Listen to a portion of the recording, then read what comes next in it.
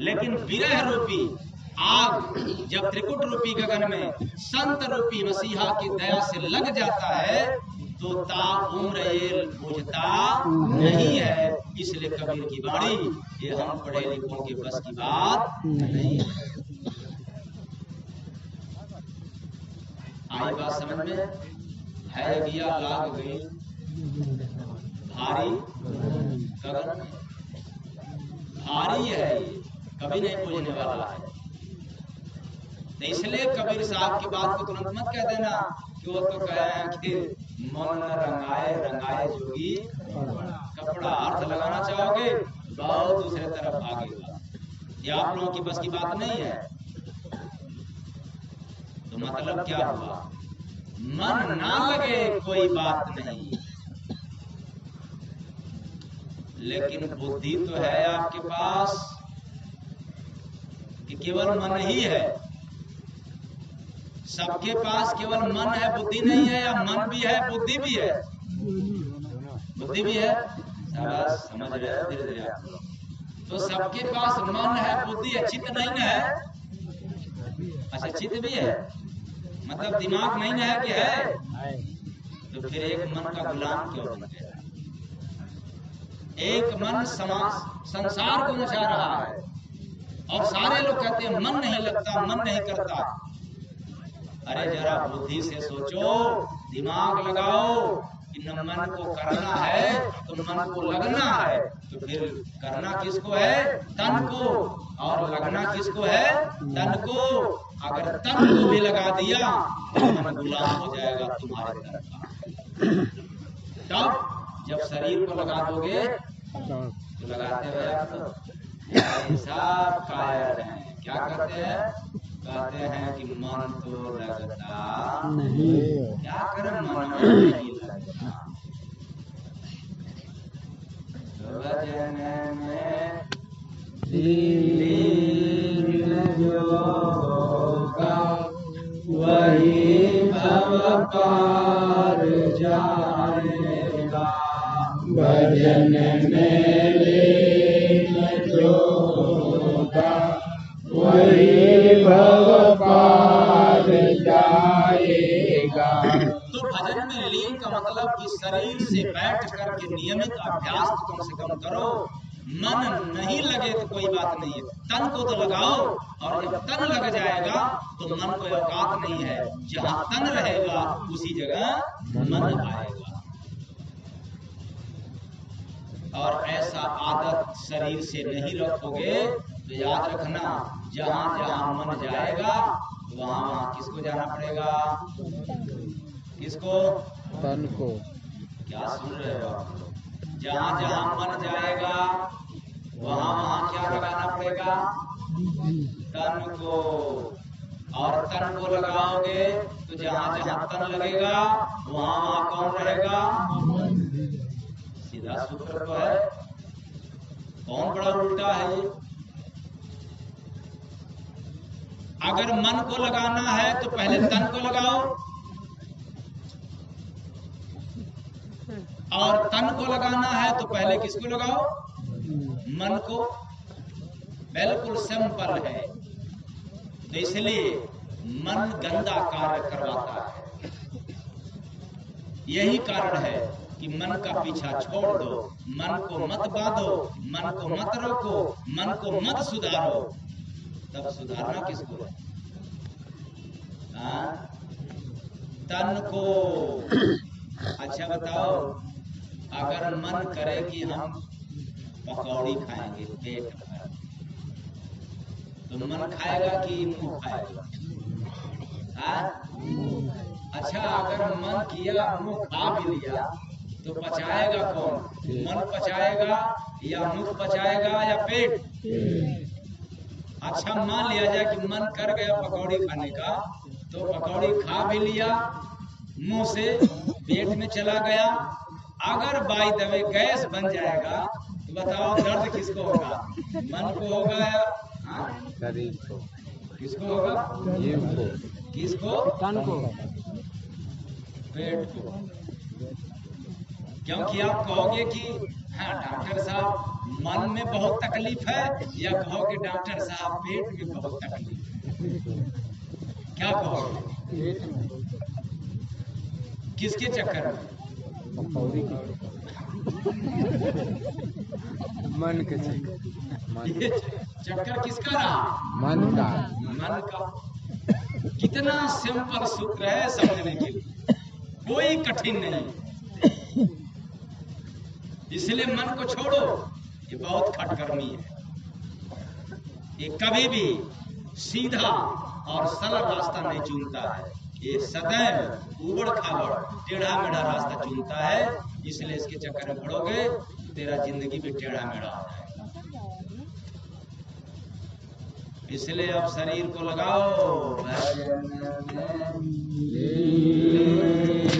योगा, वही भव पार जाएगा। भजन में लीन योगा, वही भव पार जाएगा।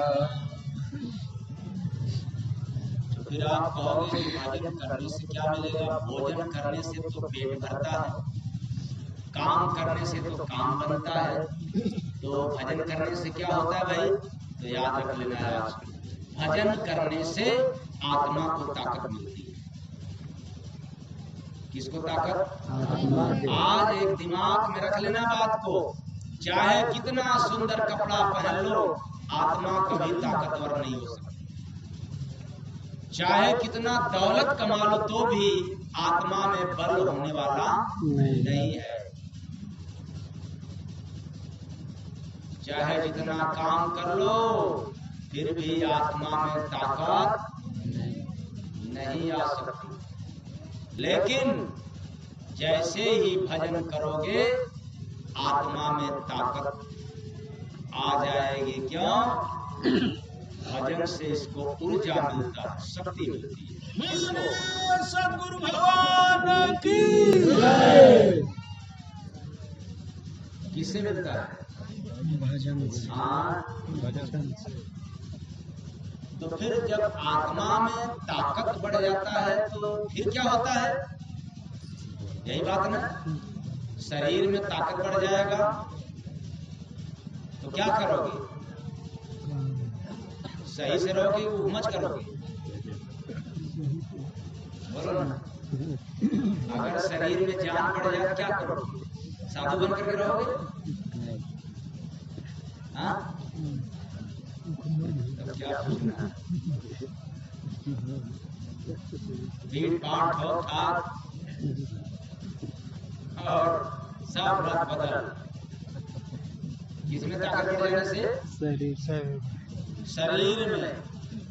ठीक वैसे ही जब आत्मा में ताकत बढ़ जाता है तो संसार के समस्त विपदा से लड़ने की क्षमता उसके पास रहता है, वो भी लड़ बैठता है।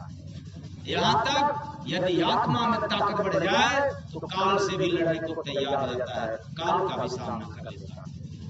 कौन? क्योंकि आत्मा किसको परास्त, काल किसको परास्त करता है? देह को या आत्मा को?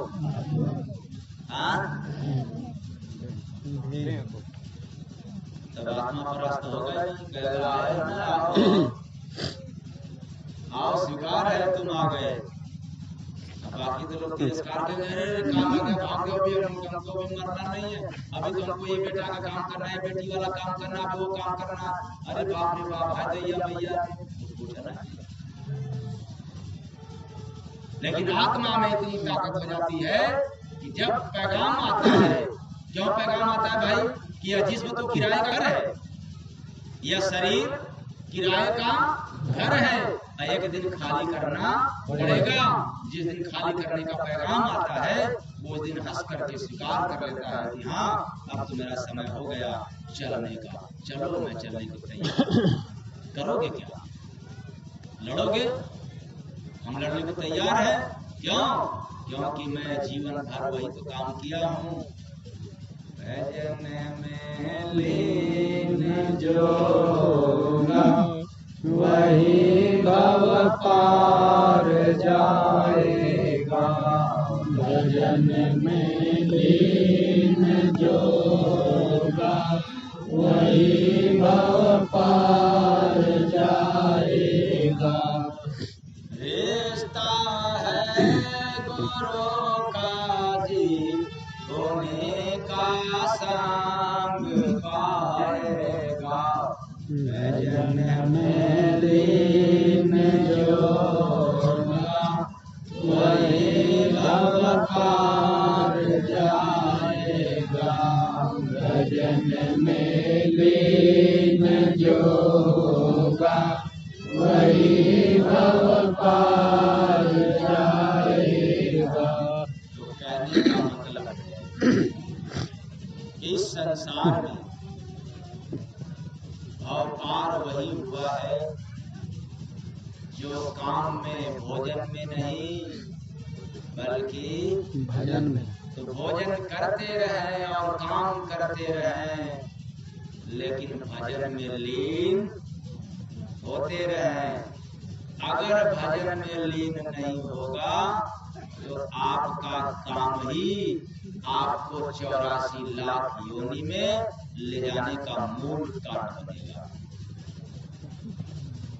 किसमें ले जाने का? 84 लाख योनि में कौन ले जाएगा? काम ले जाएगा कि भजन? काम। तब क्या करते हो आप लोग? काम करते हो कि भजन? कल से क्या कर